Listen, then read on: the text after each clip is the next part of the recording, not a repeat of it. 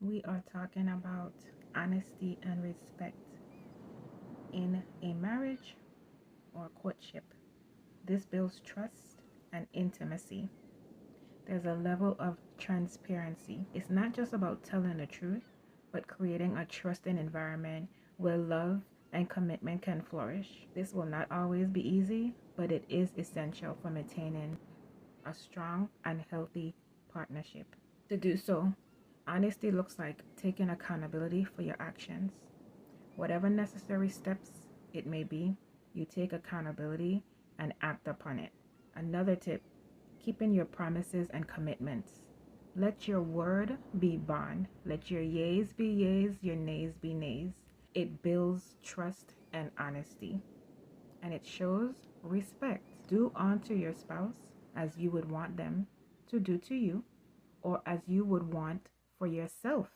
We know as women, we shut down if we're not being honest with ourselves, or if we're not being honest with our spouse, or if they're not being honest with us. Another tip, when you're aligned consistently with your words, it's a strong indicator of trust and honesty.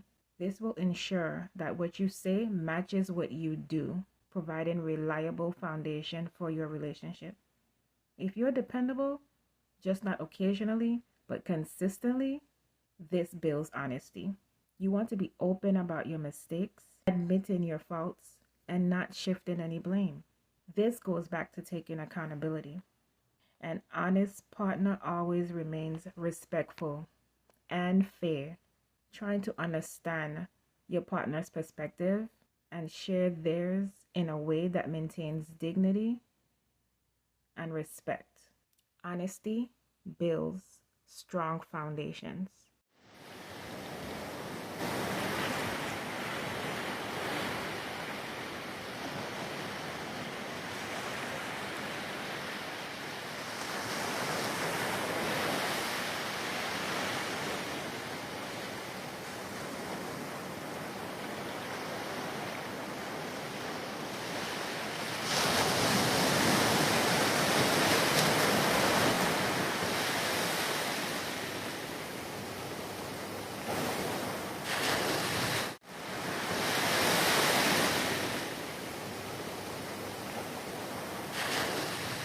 Shalom, sisters. Welcome back. We are continuing our components, key components in a marriage and courting relationship. Can anybody tell us what respect is? I think respect is having giving an honor and a reverence to something or someone that holds value or holds like authority, whether it's over you or not. Respect is basically just seeing it for what it is and honoring what their Okay. position is. A feeling of deep admiration for someone or something elicited by their abilities, qualities, or achievements. The state of being admired or respected. A person's polite greetings. Due regard for the feelings, wishes, rights, or traditions of others. And then a particular aspect, point, or detail. I appreciate that. But yeah, Mhm. just imagine that you were married to someone that didn't respect you. And so what would that look like? And so this is why we want to make sure that this is one of the key foundations when you're building in a courtship and when you in a marriage, that you continue in this. And if this is something you don't have, acquire this key, because it's necessary for you guys to be able to move forward. Without it, again, like we said, with every other key component, it will crumble. Okay. Um, you can build upon sand. Okay. Like when in a relationship and that your significant other makes decisions on their own without even saying anything to you at all, doesn't take Mhm. into account how you may feel or how it might affect you when that decision that's being made by themselves affects you. It's still respectful to consult your spouse in any decisions that you have, because you're no longer two. You're supposed to be one, Mhm. no longer twain. And it's not saying that you don't have a voice or you can't make moves, but again, this is called respect. It's just listening and acknowledging your spouse's thoughts and opinions, but just listening and acknowledging your spouse in their thoughts and opinions, even if we disagree or have a different point of view, right? It's still hurtful. Just we always want to put ourselves in that person's shoes, or how would I want to be treated, right? Because if you disregard my thoughts or opinions or how I feel about something, whether you disagree or don't see it my way or whatever, we tend to shut down, or your spouse can shut down or feel like they're not being, you know, valued or heard, right? And then we're supposed to be helpmeets. So how can we offer the help if it's not being heard or it's being, you know, disregarded, and vice versa? How can we say we want our husbands to lead when we don't acknowledge or listen to what they're trying to pursue, their goals, their thoughts, even if we disagree with it? So one of the things that I had shared with my husband, I came with some old hurts, and I thought I had healed all of those, and we came into the truth, and and the spiritual healing as well. But while we were on vacation, we were having a lot of quiet time, and I was able to share with him how deeply I do respect his thoughts, his all the things he does in the home, the things he does for our business, all the things that I appreciate, and how deeply, deeply I love being married to him. But I had not shared it because of some unconscious or subconscious fear Mhm. of whatever I had created or assumed. But I felt like I was giving myself and my husband kind of I wasn't giving us an opportunity to really grow even more as a unit, because I was holding back that deepness, that oneness that I always want with him. And there was just a little old voice. I don't know if it was that childhood trauma voice, or that, that divorced, wife voice where my husband abandoned me and didn't want me no more. It was something so small, but yet it was holding me back. And so then when I had a chance to be able to share it and really open up and really share the deepness, it was such a vulnerable, I placed myself in such a vulnerable position, but in some ways I felt like it was also necessary. And it was necessary for our marriage to continue to be that oneness marriage, Right. that biblical marriage. And so on Sabbath, we did a Bible study, and the Lord asked him to read Esther. Now, I've read Esther, I can't even tell you how many millions of times, not millions of times, but I'm being a little bit, Yeah, yeah, yeah. dramatic. Uh, and it was so perfect for us to really understand how important it is for our king for us to respect our king, and our king to respect the queen. And when the queen doesn't respect her king, it reflects out to other sisters, other brothers. And when I got to see how Esther was just so beautiful in her spirit, and the way that she was respecting her Lord, it definitely put me in a perspective of how important it was for me to let my husband know how important he is to me, and Mm. and how his opinions matter to me, and all of those things that I had not been giving myself an opportunity or him to share. And then I'm looking here and I'm popping open, respect in the study Bible, and it sends me to Genesis 4:4. I don't know if that's on yours, but I had often misunderstood Cain and Abel's relationship. And then I did a Mm-hmm. deeper study on it and understood Cain's behavior and Abel's behavior. And Cain really not listening to the Most High and what that meant and what comes along with that. I feel like I'm still healing that child trauma, and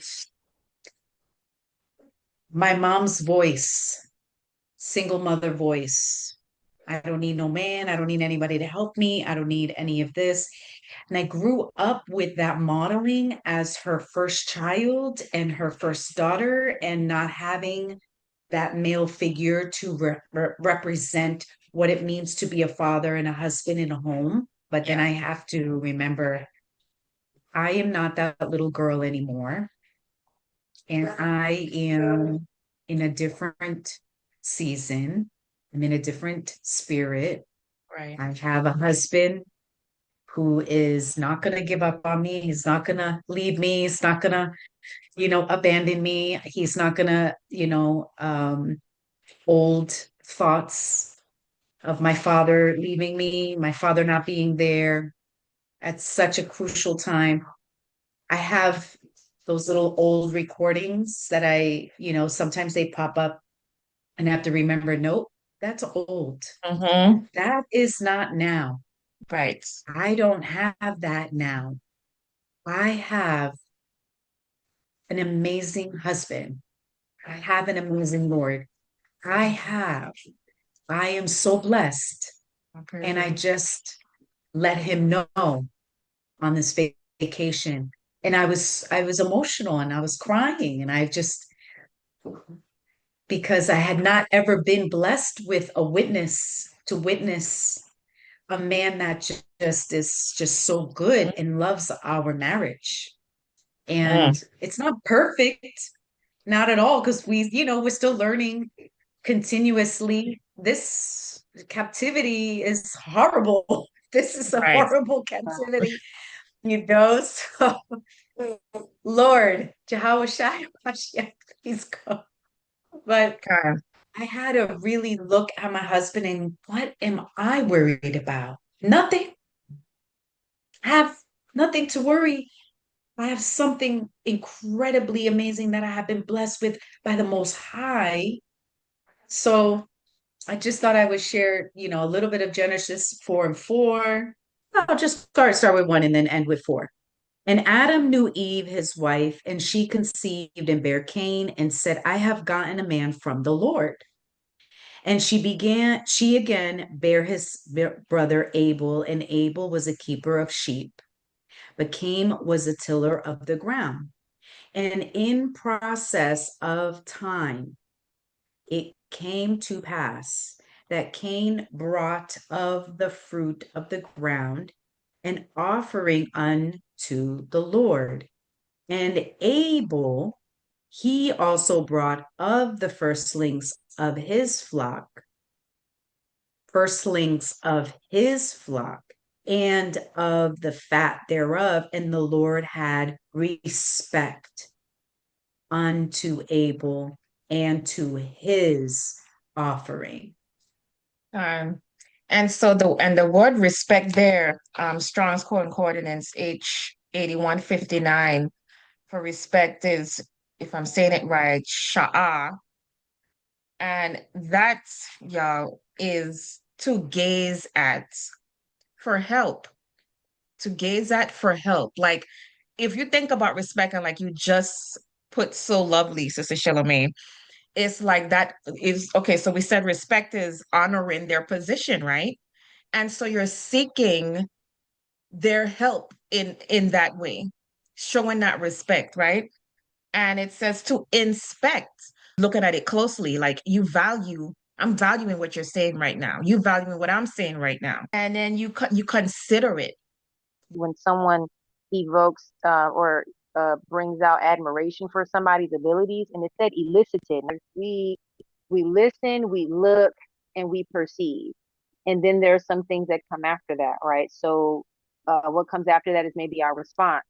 Another thing is a perception of like what we think about what we've heard from our husbands, right? Good or bad. And then how we process that and how we move and navigate with that information or lack of. So Psalm 74, verse 20. And this is just talking about this is a psalm, so it doesn't necessarily have reference specifically to our topic, but it brings it up. It says, "Have respect unto the covenant, for the dark places of the earth are full of the habitations of cruelty." Right. So have respect for that, and that word is nabat, and it means implication to regard with pleasure, favor, or care. So there's supposed to be a level of consideration there, right? Another word I came across was yadai in Exodus chapter 2, verse 25. And Elohim looked upon the children of Israel, and Elohim had respect unto them. So it means H3045, and it means observation, advise, answer, be aware, comprehend, discover. When we're watching and listening to our husbands trying to discern anything, even if it's within ourselves, because we're talking about every situation that's positive, negative, edifying, cutting deep and it hurts, cutting deep and is disrespectful, all the things we're talking about, it still has everything to do with almost using all of our senses outside of physical. Because physical could mean like maybe we are sitting down and listening or slowing down, but in the instance is using our hearing, our sight, and our brain and hearts at the same time to figure out how we're going to process this and how we're going to like put it in real perspective outside of unnecessary emotion and unnecessary action. So I just find how interesting all 4 or 5 of these Hebrew words that I've come across that has the word respect as a part of its definition, they're put in different vantage points. And every precept that has it is obviously going to be talking about it differently. So if you're comparing Yah to us, he's on high and we're calling to him. But if you're even talking about a spouse, a husband and a wife, husband to be espoused, you're still trying to, like we said, honor the space. He was looking down on us. Where do we look up to our head? You see that? And so when we're looking up with admiration, these are all the words that I saw with everything you just brought up was consider, care, acknowledging, recognition, to inspect, to have compassion, to regard, to consider, right? To consider with pleasure, right? That above who's your head. And so conscious, I appreciate those precepts. Again, the respect will go a long way, and we always say that one saying, respect is a two-way street, right? I don't know who disagree, but it is a two-way. So if you give, I have to give you respect, hands down, none. There are arguments about that, but I'm gonna expect to be respected as well. And it's not Also, being dumb either. You know how some people pretend they don't know who they talking to. Like we already know the order in First Corinthians. It tells you that. right, So we don't want to be looking at our men like we don't know who they are, right, whether they know who they are or not. It's or like not, right, we're not gonna pretend. We're gonna be honest with ourselves and be like, okay, okay. right. It's respect also looks like allowing your partner to be in, it's allowing your partner space to be who they are, to express their opinion. It's nothing like trying to turn somebody into something that they're not. Okay, whether it's, or regret or suppressing them from growing in any area, whether that be because of insecurities or I think Salome brought up before, past hurt or trauma. So you just trying to, you holding back yourself. So you're not growing. And in turn, if you're not growing, then your partner is kind of not growing because you're supposed to grow together. Okay. So that's going to hinder, so allowing your partner to be who they are. And again, we're not talking about stepping outside of the law, statutes, and commandments. But then again, at the end of the day, for some people, we do have partners that are not in the truth, right? Not there yet. And so we're not talking about completely being okay with just completely going left for the other spouse, but there's a level of, we spoke about it before, grace, long suffering, and all these things that we need to have, and making sure that we're still, blameless in order to get them with, hopefully, most high women where they need to be, or where they need, because sometimes, how some of our people, we don't learn until we feel. And maybe I have to go through all these Sure. hoops and valleys and all this stuff to get where I need to. Yep, your partner might need to go all them hoops and valleys. It didn't take all them hoops and valleys for you, but maybe it does for your partner. Kindness. I know from experience, is when you disagree, or when you are not heard, right? You could do a little tit for tat. You could say things you don't mean, things you think you could take back, but it still hurts. Okay. Right. And so this is what we want to do. If you respect this person, if you want respect, and we should be implementing these things. Okay. So we're avoiding hurting and demeaning when we're speaking to our spouse. Just like an action, words can cause major damage. Most times, something that can be repaired for months or years just by words. And we know the Mhm. precept says a brother is harder to be won over, okay, because of the things that were said. You know that thing we grew up saying, I see you, Sister Larissa, where it says, sticks and stones may break my bones, but words can't hurt. Well, the book says something else different, because words Mhm. do hurt. And this is why respect is what it is. Because respect, that's something that, I really, really used to struggle with. Not because I didn't want to respect my husband, or not that I don't want to respect my husband, but there were often times that I felt it was hard for me to do so. And so Ephesians chapter 5, verse 33, where it states, "Nevertheless, let every one of you in particular so love his wife, even as himself, and the wife see that she reverence her husband." So my question would be, how can what I used to question was, how can I show reverence or respect my husband if I don't feel loved by my husband? And so I know earlier you said, well, respect is a two-way street. And I do know that, and I would agree, I would agree, but I haven't found a scripture that necessarily stated that, husband, respect your wives. And not saying that we should not be respected, because I feel like just from a natural standpoint, a human standpoint, we should respect one another. But if you're not feeling the love from another spouse, okay, and I know exactly what you're speaking about, sis, because that makes it even harder to do. But see, now we're in a place where it's our flesh. And I look at it, I'm just going to speak candidly, if that's the right word, speaking lame right now. Like, Mhm. if I let myself get in that, which I was in a place where I did let myself get in my flesh and didn't offer the respect because I didn't feel anything was given to me. Love, respect, honor, reverence, basic things. But we cannot step out. So now we're not being blameless in that sense.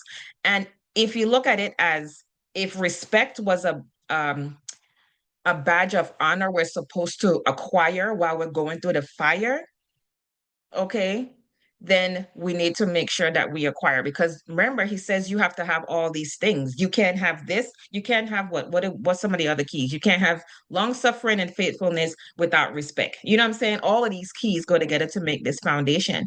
So my only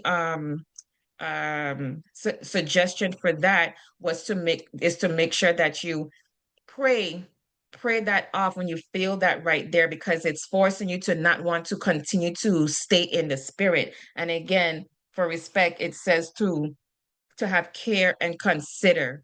And then that's one of the things I was bringing up earlier, is we want to treat our spouse the way we want to be treated. At no way, even if you're not feeling the love, we don't in turn do the same thing that they're doing. And you mentioned you don't see where it says the husband should respect their wives. But again, if you look at all of the words for respect, they should be, okay? Because in Ephesians 5:25, if we roll up in the same book and chapter, husbands, love your wives as Christ loves the church. Okay. And we read the precept earlier that Sister Kaya brought out, that the Most High had respect unto, right? Not respect unto to persons, but unto Israel. He had respect unto it. Okay. So they have to love the wives as Christ loved the church and gave himself for it. That's that compassion. That's that regard. Okay. So yes, the men do have to respect their wives. If you find yourself trying to explain why it's important to respect each other for any reason, whether I'm in love with you or not, or I'm not feeling the love, if you have to explain why it's important to respect each other, somebody is lacking some understanding and are to love their wives as their own bodies. Okay, he that loveth his wife loveth himself, for he never hated his own flesh, but nourish it and cherish it. How do you nourish and cherish something without respecting it? Whether we get, because remember, Christ never got what he was supposed to get. They still disregarded him, they still ill treated him, and he was blameless. And so that's all I would offer in as far as how do you stay doing that when you don't feel the love. You got it, Kaya. Now, I don't know how well this is going to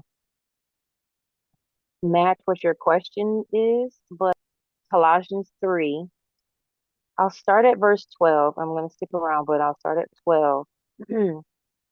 Put on, therefore, as the elect of God, holy and beloved, bowels of mercies, kindness, humbleness of mind, meekness, long suffering, forbearing one another, and forgiving one another. If any man have a quarrel against any, even as Christ forgave you, so also do you. And above all these things, put on charity, which is the bond of perfectness. And let the peace of God rule in your hearts, to the which also you are called in one body, and be you thankful. Let the word of Christ dwell in you richly in all wisdom, teaching and admonishing one another in psalms and hymns and spiritual songs, singing with grace in your hearts to the Lord. And whatsoever you do in word or deed, do all in the name of Adonai Yahushai, giving thanks to God and the Father by him.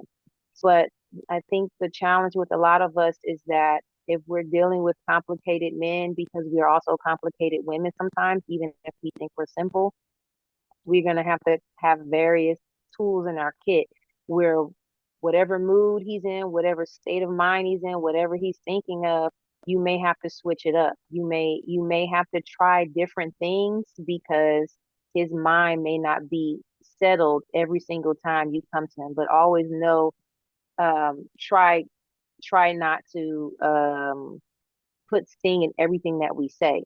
So it's telling you in here to admonish each other through teaching with wisdom, right? And even if you're the one admonishing him, because admonishment is not a nice thing to do, a nice thing that it's a strong kind of like reprimand, but at the same time we can do it in a more gentle way. But and I mean doing it in the way Christ loved the church. So verse 18, because I'm gonna just keep moving. Verse 18 says, "Wives, submit yourselves unto your own husbands as it is fit in the Lord," right? And so that word fit means proper, convenient, to attain to. So we already have our laws of like what that looks like. Then it says 19, "Husbands, love your wives and be not bitter against them." So there's some things he's gotta work on. So him not showing love for you or appreciation or reverence as you deserve, as you need, um, he's also breaking some commandments, because Yahushua wasn't mean to all the women either. He was pretty kind. He was very straightforward. he spoke in parables to the women as well. Women at the well, Martha, Mary. He had his way of speaking to them as well. Everything wasn't an attitude with him either. Um, then you move down, excuse me. Then you move down to 23. And whatsoever you do, do it heartily as to the Lord and not unto men, knowing that of the Lord you shall receive the reward of the inheritance, for you serve the Lord Christ. But he that does wrong, I'm sorry, 25. I know it says but in the concordance a lot of the times there really wasn't a but in Hebrew. And he that does wrong shall receive for the wrong which he has done. And there is no respect of persons. And I wanted to read that last one because we are just now finishing up respect. And throughout the Old Testament, respect of persons really was, you have to judge righteously, and nobody is going to be kind of put in favor above what the law is or what the conduct is supposed to be done with that situation. I'm not supposed to favor my husband and say, oh, well, he's my husband. He can speak to me any old kind of way. I can just accept that. So the part of it is that we have to really, really work on, and I have to, I say we to include myself, I have to really work on almost forgiving myself for that reaction and that thought, but then also looking at him like, whether he knows what he's doing or not, I need to really go, he don't even know. Because even if they're doing it in pride, they're still ignorant to their behavior, or they're rebellious of their behavior. You just have to find the right timing, because a lot of the time it's just going to be rolling dice. And I don't gamble, but you're just going to be throwing spaghetti on the wall. Yeah, thank y'all for that. I really appreciate that. Like I said, I know I got stuck, before coming Mhm. into the truth at a certain point, and I was operating in my flesh, like you mentioned, Nasia. It was out of my flesh. That's why I always was thinking about, well, I don't feel this way, so how can I do that? Because I was given that scripture before coming into the truth, like, just trying to be peaceable and trying to, show respect. So I know if I felt that way, I wondered, if anyone else listening or, that may play this back feel like, well, how do I know that's a component of marriage, but how do I, demonstrate that if I don't feel the love Yeah. that is outlined Yeah. in that scripture? So thank y'all. Appreciate it. We will most I will and see each other again. Same time, same Same place, place, same same duty. duty. Dang, you This got my made spot. is our duty. Bye, Right. Shalom. Shalom, sisters. Shalom.